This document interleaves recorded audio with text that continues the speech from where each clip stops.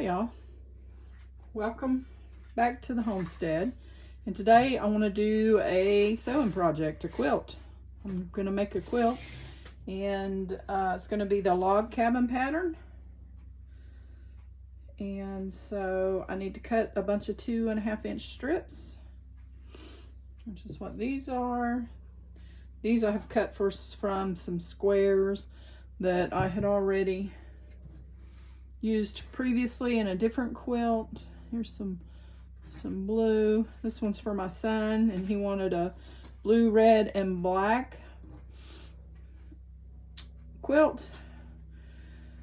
So those combinations actually are pretty hard to find. So I've had to, some of it's they got some white on it too. So the black is going to be a little bit less prevalent throughout it, but there will be some black in it too. And doesn't help that our Joann's just went out of business, so we are limited on who we can get fabric from now. I think I'm gonna have to find me a good supplier online. We have a couple of quilt shops around that I could go to, but if you've ever shopped at a quilt shop, you know that they're kind of spendy. So, and although I like supporting local businesses when I can, it's a little bit above my budget. So, and I'm not a fussy sewer, you know, I don't do a whole lot of ironing, and I don't worry a whole lot about my cuts not being super even. I mean, I try to get them even, but you know, you just got to go for it. So with the log cabin quilt, you sew around in a circle with different squares, if you're not familiar with that. And once I get a square sewed, then I'll show you so that you can see. But you got to start off with your strips, and typically you could do any size strips you want, of course, but the traditional is you start with a 2.5 inch strip. So 1, 2, and then go half here. I'm using a lot of different fabrics, quite a few different fabrics, and you don't have to, you know, you can kind of do it however you want. It's your quilt, make it how you want.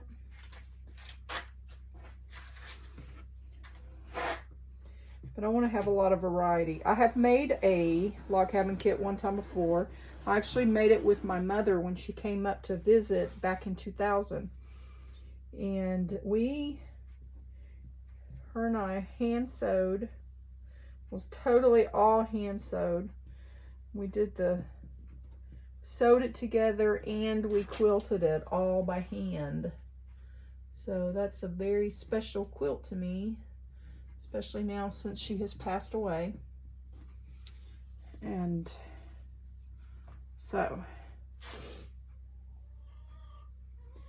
it was my first quilt that I had ever made, and the first quilt she had ever made.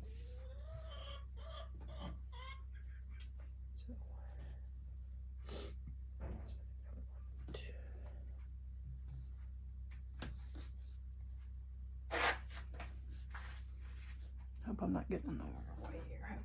Hope y'all can see.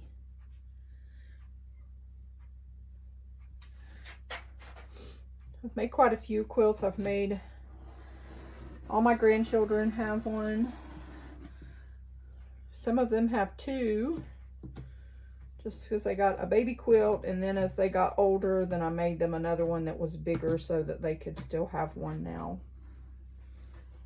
to use. I have a few, my 3 younger grandchildren, I need to make them another one so that they can have a bigger one. They've outgrown their baby one.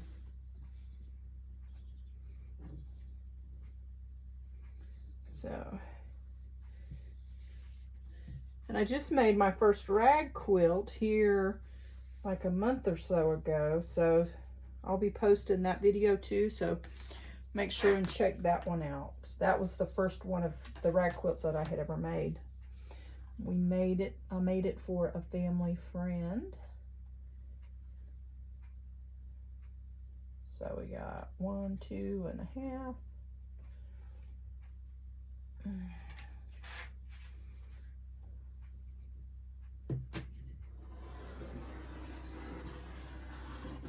I'm not really sure how many strips that I'm gonna need, and these things don't always cut right through.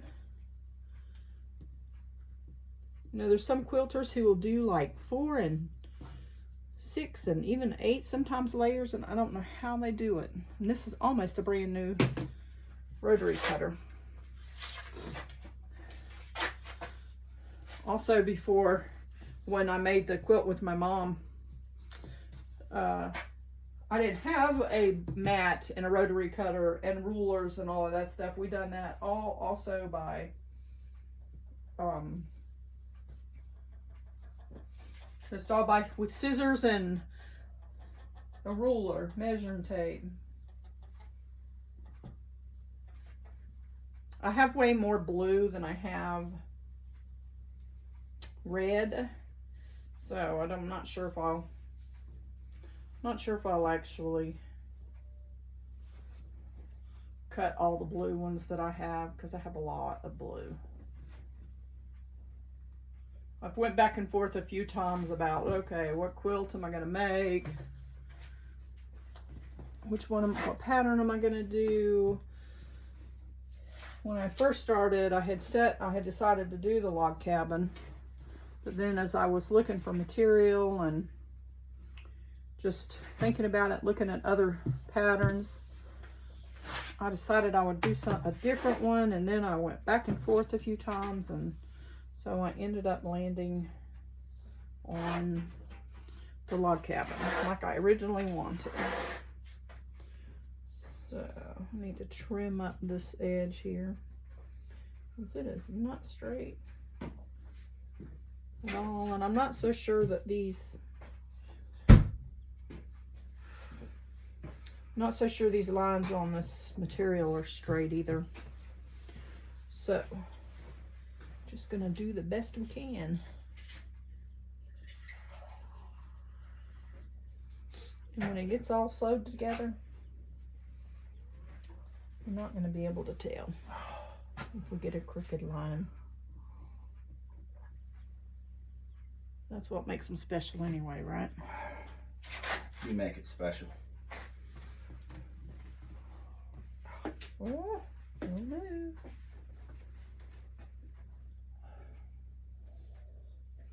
I've actually got this turned the wrong direction because I am totally and completely right-handed, and I cannot do anything left-handed.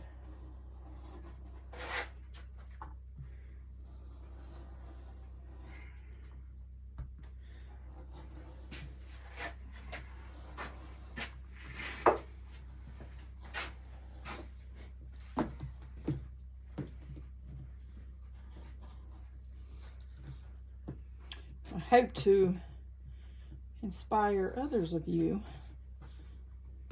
to sew, because if I can do it, you can do it, okay?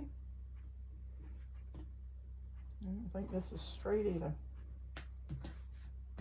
And you'll see in the end, it's going to turn out to be a very nice quilt.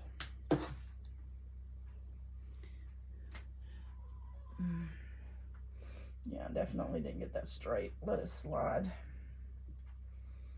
I'll let it slide on me, so I'm gonna retrim it. I'm gonna do it this direction too. Should have just done it that way anyhow. All right, as I know I can't do anything left-handed. I'm on the left side of the ruler, so let's try this.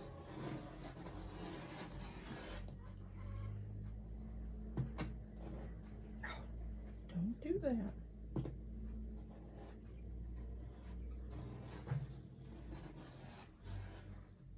Okay,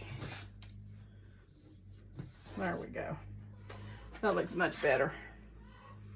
Okay, now let's do our 2.5.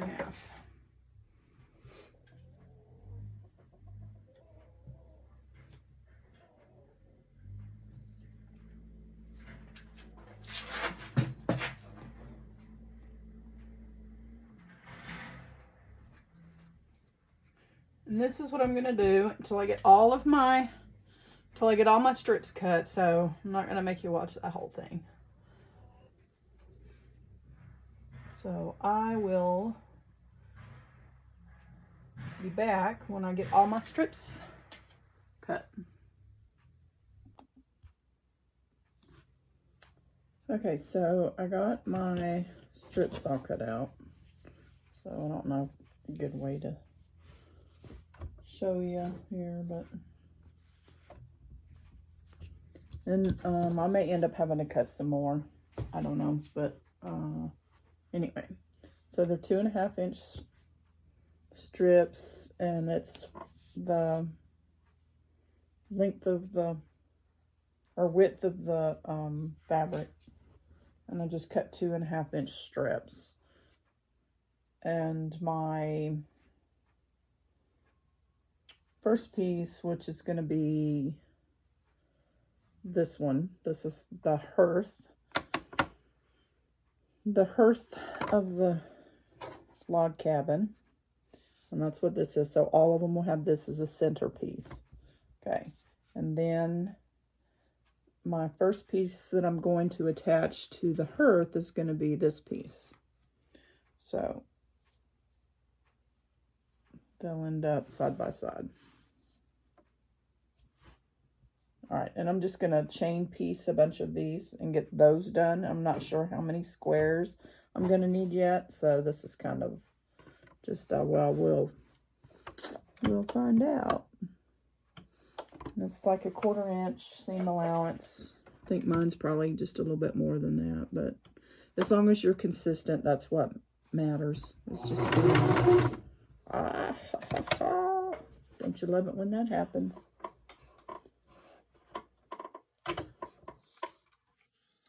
Thread came unthreaded.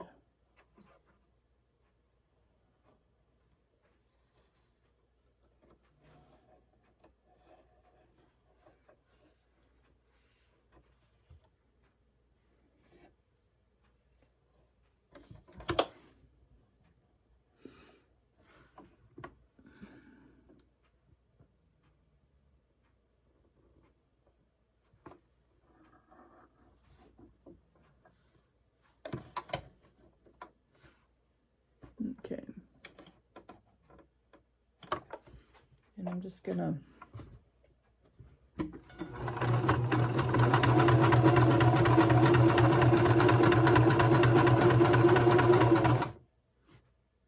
you don't have to worry about back stitching because there's going to be plenty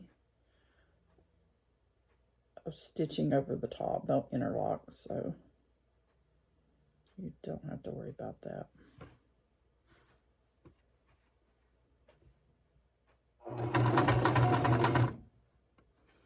This is called chain stitching.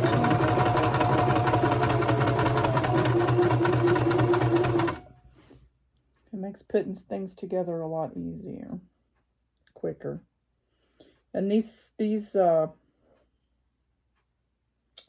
when you have directional fabric, sometimes you really need to be careful how you place things, or otherwise you'll have them going in opposite directions maybe than what you want.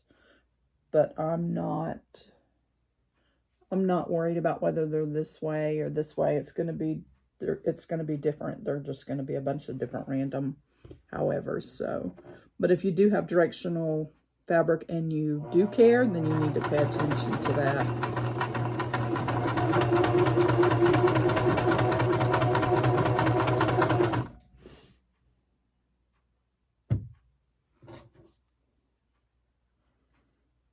Okay, so I'm just going to get these sewed.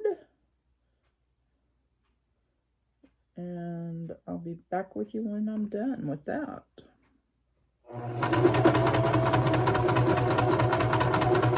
It's busy work.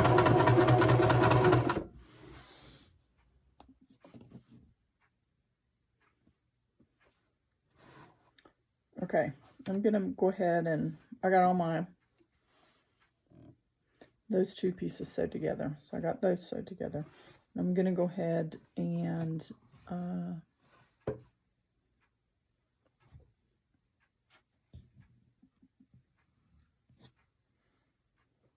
right, I got all of my blocks 1 and 2, the hearth, and then block number 2, the stars. So I got all of those done. And I don't know, I may end up having to make some more, but I've got those done for now. I'm going to go ahead and do block number 3, or piece number 3, and it's going to be this same material. We're going to sew that on the bottom. I'm going to go ahead and make a first block.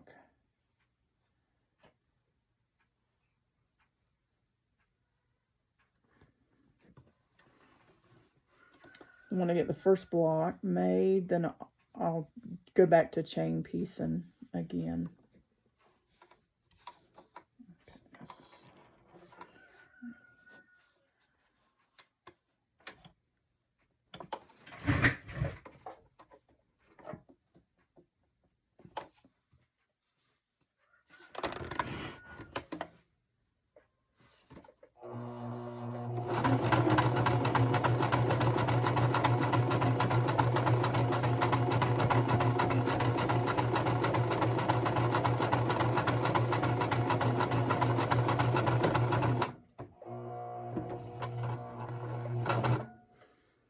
And you don't have to worry about back stitching because all the pieces are going to be overlapping, so it's not going to come out. Okay, and then we're just going to cut this piece here. Make sure that it's lined up and straight so you don't end up with short pieces. But we're just going to trim that off. And so finger press it open. Let's finger press it to the center. Okay. All right, so there we go. We got our third piece on. Now we're going to swap colors and go to the next one, which typically you do lights and darks, and that'll give you a more dramatic effect. But I'm doing reds and blues, so it may not be quite as a dramatic effect as it would. Cut the selvage off here in a second.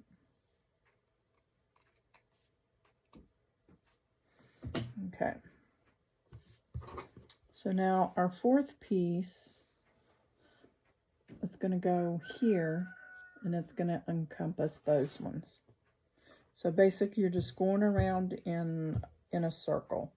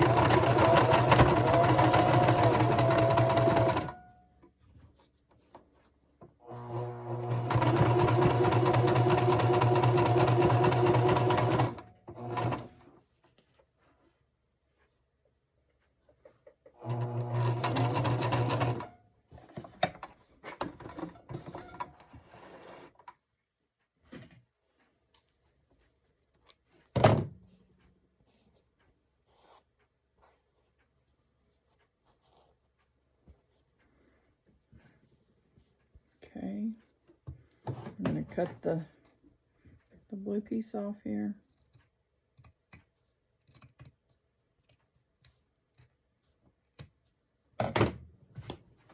And you can go ahead and cut all your strips the size that you need them ahead of time, and then you can just sew them. You don't have to worry about trimming. But I'm going to do it this way this time. Okay, and then finger press.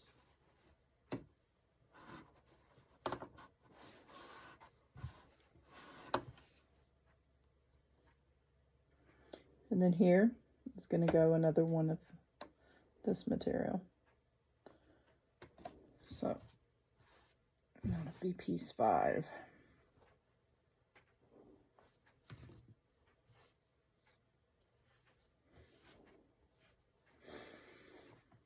And that'll be basically our first round. And it's going to go on the top here.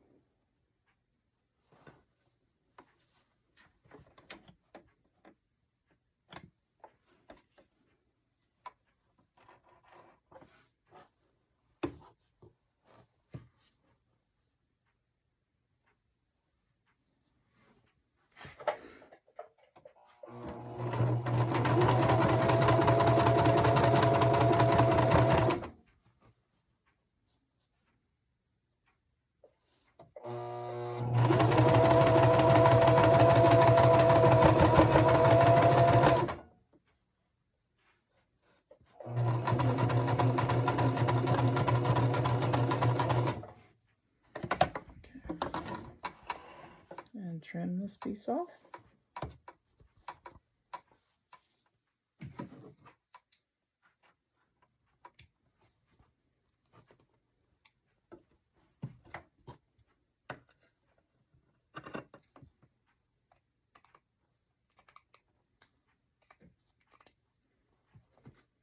Doing it like this may make you end up with a few wonky pieces, but when we get finished here, we'll square this up as you go, so that way all your pieces are square. Okay, so hand press it. Get rid of all my tails here.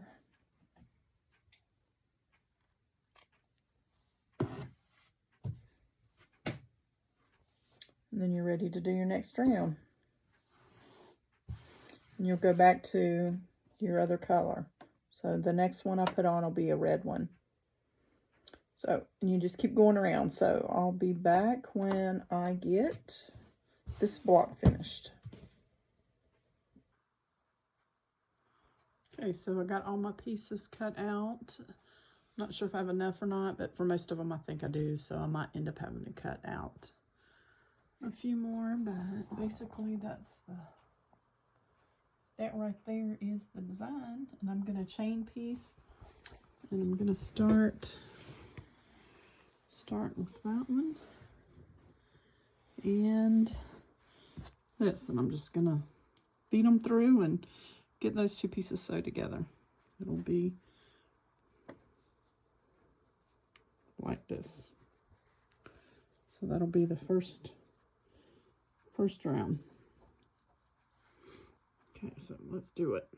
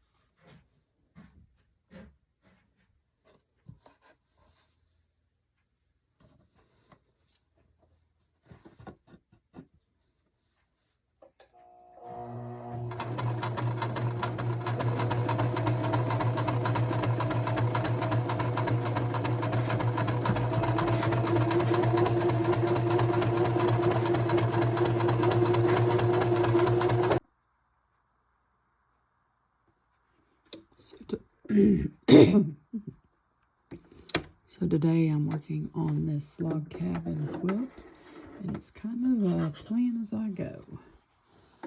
My squares were not coming out square, so I decided to turn them into a wonky square.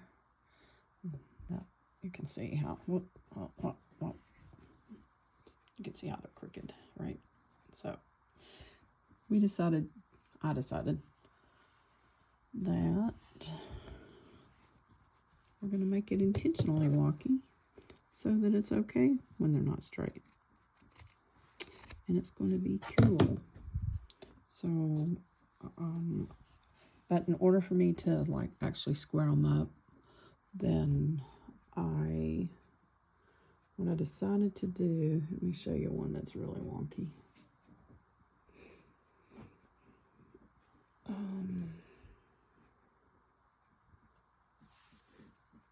Real.